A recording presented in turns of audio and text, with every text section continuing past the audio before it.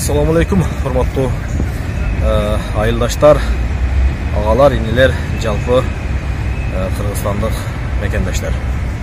Мына той деп тойдун эртеси да болду.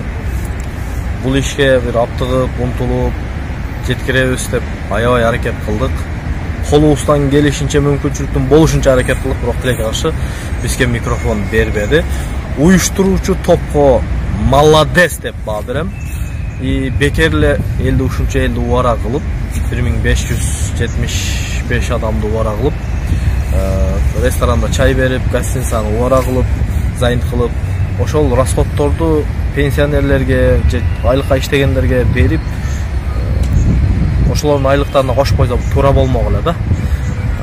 Мен да убактым ысырап болгонуна өкүнүп атам, чынын айтканда. Бирок эң негизги нерсе эмне десе, биз ошо элдин көйгөйүн кат түрүндө президентке, анын катчысына, ГКМБга, министрлер кабинетинин төрагасына тапшырдык.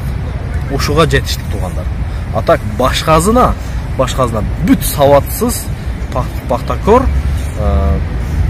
бир сөздү туура сүйлөй албаган бүт надандарды топтоп алыптыр. Жанагы отурган баягы жетектеп убакыт берип аткан 3 минуттан акча сүйлөтпөй аткан сузактык акебиз дагы калыз алып барбады, иштеди, бүт арка тартты. Иши кыза жөн эле убакыт ысырап болду. Ушул эле. Мен билбейм, бул нерседен кандай жыйынтык чыгат, бир гана Кудай билет. Болгону мен элдин аманатын кат түрүндө тараттым, сөзгө чыга албадым. Ушул, кечирим сурайм.